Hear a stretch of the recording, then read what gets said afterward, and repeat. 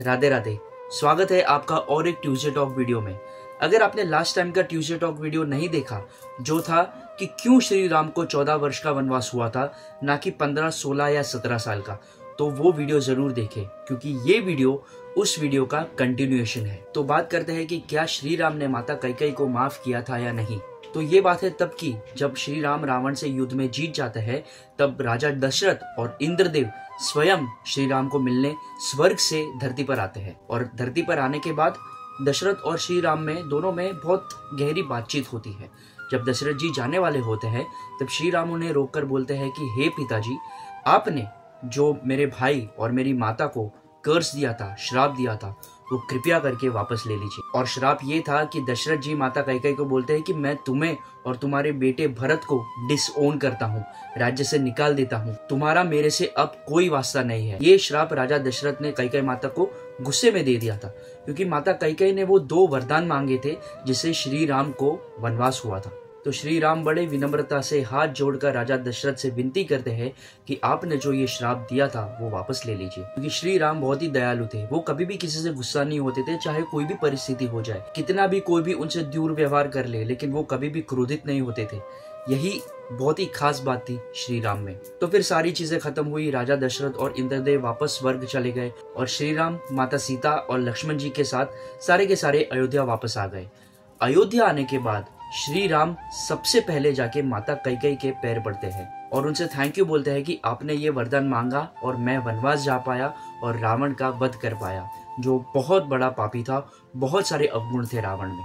वो अवगुणों का, वो पापी का, वो अत्याचार का नाश श्री राम इसलिए कर पाए क्योंकि कैकेयी ने वो 2 वरदान मांगे थे। अगर वो 2 वरदान कैकेयी नहीं मांगती और श्री राम को वनवास नहीं होता, तो ये सारी चीजें होती ही नहीं। और अगर ये सारी चीजें नहीं होती, ये रामायण नहीं घटती, तो हमें श्री राम के इतने बड़े दर्शन कभी नहीं होते। तो कहीं ना कहीं जो भी लाइफ में होता है वो हमारे अच्छे के लिए ही, भले के लिए ही होता है। लेकिन हमारे मनुष्य के जीवन में अगर कोई चीजें होती है तो वो भगवान की मर्जी के अकॉर्डिंग ही होती है, उसके पीछे कोई ना कोई रीजन होता ही है। तो श्री राम ने पहले कैकेयी माता के पैर पड़े, उसके बाद अपने माता कौशल्या के, फिर सुमित्रा जी के, और उसके बाद अपने गुरु के पैर पड़े। ये मर्यादा थी श्री राम की। उनको पता था कि मर्यादा और रिस्पेक्ट किसको कहाँ दिखानी है और कितनी दिखानी है। यही श्री राम है, और यही श्री राम के जीवन से हमें एज ए ह्यूमन सीखना चाहिए। देखिए, श्री राम, श्री कृष्णा, ये सारे देवता थे, और देवता मनुष्य बन के अगर इस धरती पर आए थे तो हमें कुछ सिखाने आए थे।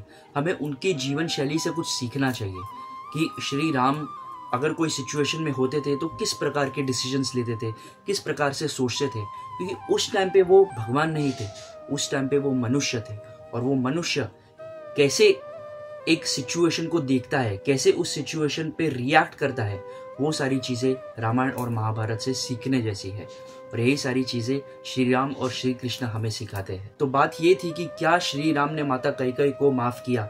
माता कैकेयी को श्री राम ने उसी वक्त माफ कर दिया था जिस दिन श्री राम ने अयोध्या छोड़ी थी। श्री राम कभी भी किसी से नाराज नहीं हो सकते थे, वो कभी किसी से नाराज होते ही नहीं थे। यही तो एकदम यूनिक बात थी श्री राम में, यही तो मर्यादा थी श्री राम की। और यदि हमें भी श्री राम के जीवन से वाकई कुछ सीखना है, वाकई अगर हम श्री राम के भक्त हैं, तो हमें उनके जीवन से पेशेंस सीखना चाहिए, धैर्य सीखना चाहिए, कि हमें ठहराव सीखना चाहिए, कि कोई भी सिचुएशन में, किसी भी वस्तु के लिए, किसी भी चीज के लिए हमें पेशेंस होना बहुत जरूरी है। अगर हमारे लाइफ में वो पेशेंस, वो ठहराव नहीं है, तो हम कोई भी मुकाम, कोई भी चीज हासिल नहीं कर पाएंगे। श्री राम कितने प्यार से, कितने विनम्रता से लोगों से मिला करते थे, लोगों से बातें करते थे, उनका प्रॉब्लम सॉल्व करते थे। जब वो वन में थे तब बहुत सारे वानर जब अलग अलग दिशाओं में सीता माता को ढूंढने के लिए जाते थे, तो अलग अलग टाइप के क्वेश्चंस लेके श्री राम के पास आते थे कि हम ये कर दे, हम वो कर दे, हम ऐसा करें, हम वैसा करें, ये करे तो, वो करे तो। और श्री राम इरिटेट हुए बिगर वो सारे लोगों को, सारे वानरों को, हर एक इंसान को, हर एक प्राणी को आराम से आंसर करते थे और उनकी प्रॉब्लम सॉल्व करते थे। उन्होंने कभी भी किसी से चिढ़ के बात नहीं की। यही खासियत थी श्री राम की, और यही चीज हमें उनके जीवन से सीखनी चाहिए कि चाहे कितना भी स्ट्रेस आ जाए, कितना भी टेंशन आ जाए, हमें हमारा व्यक्तित्व, हमारा कैरेक्टर कभी भी नहीं छोड़ना चाहिए। अगर आपको ये स्टोरी नहीं पता थी और अब पता चली और अच्छी लगी, तो अपने दोस्तों और फैमिली के साथ शेयर करिए। मैं हर ट्यूसडे ऐसी डिफरेंट टाइप्स की स्टोरीज आपके लिए लेके आऊँगा जो स्पिरिचुअलिटी और हेल्थ रिलेटेड बात करेंगी। तो आज की ये वीडियो हम यही समाप्त करते हैं। आई होप आपको ये वीडियो अच्छी लगी। आगे की और वीडियोस के लिए मेरे साथ बने रहिए इस चैनल को सब्सक्राइब करके। इसी बात पे कहिए हरे कृष्णा, ओम नमः शिवाय। मिलते हैं अगली वीडियो में।